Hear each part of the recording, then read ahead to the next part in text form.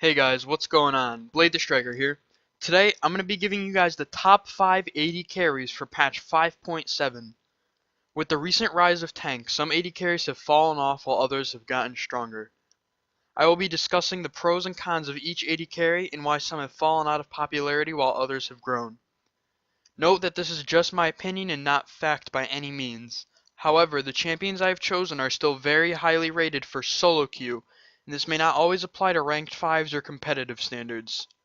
This is just from my experience from solo queue, what champions work and don't, and why. Starting at number 5, we have everyone's favorite AD carry, Draven. Draven is a super snowbally champion and can really be hit or miss.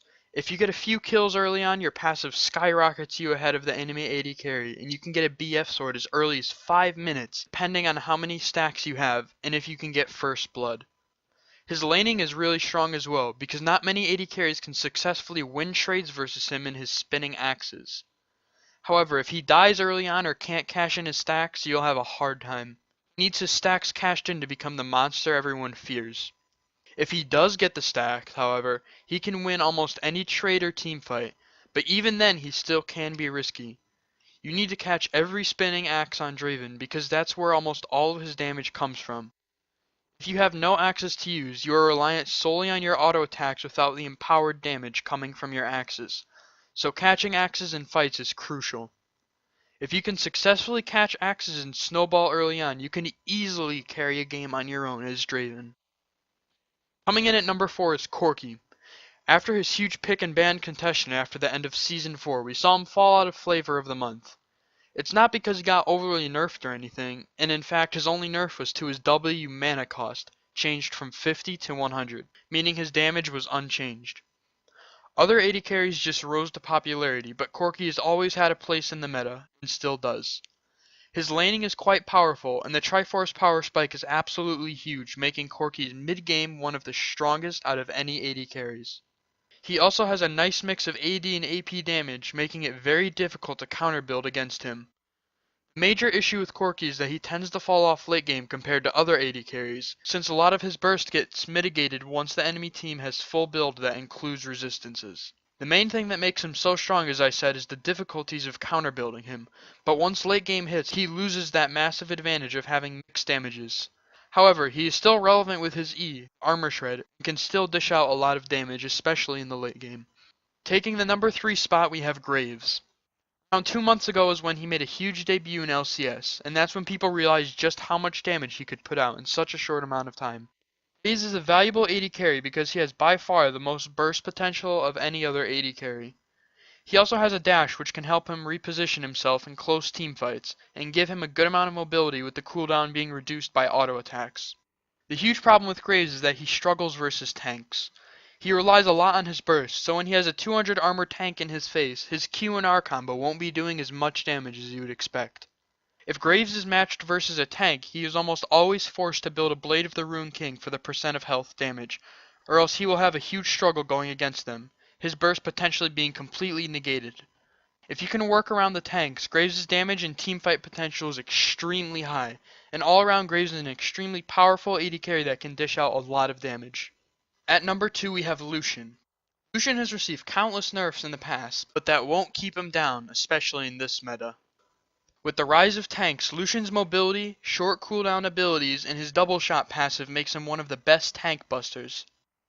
Buying a Blade of the Rune King along with proccing his double shot passive is 16% of current health gone right there, a huge chunk on any tank. Lucian has the mobility to survive the initial dives of tanks, and can destroy tanks quite well once he gets a few items. He also fits into any team comp, being able to do lots of burst and sustained damage. His main weakness is that he is weak in some lane matchups because of his short range, and this can get himself zoned from a lot of farm. All around though, Lucian is a fantastic pick and can even do well when playing from behind, and I highly recommend picking Lucian as a main if you're an AD carry main. Finally, coming in at number 1, we have Jinx. The thing that makes Jinx so strong is that she constantly gets stronger throughout the game. She has no real fall off point. For example, Graves is insanely strong in the mid game, but late game his damage starts to diminish as the enemy team gets tankier and more tools to deal with Graves. With Jinx, this isn't the case. She doesn't have to worry about that problem. With her increased range, AoE auto attack that can crit, and AoE execute, there's no way a champion like Jinx would fall off as the game goes on. The only problem with Jinx is that she has no mobility, which means you need to have godlike positioning when playing her. You don't have dashes like Lucian or Graves to easily reposition yourself, so you need to rely on your own natural skill to position yourself correctly.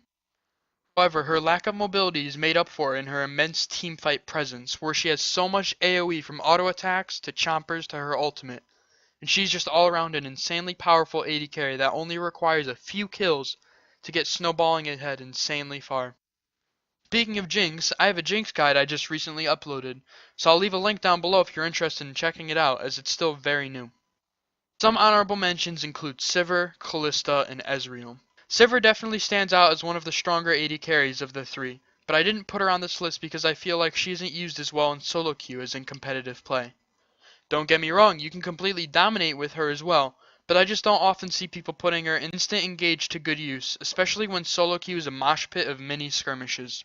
Kalista and Ezreal are also super strong, but I think they're very situational picks, and do not always work when first picked in solo queue.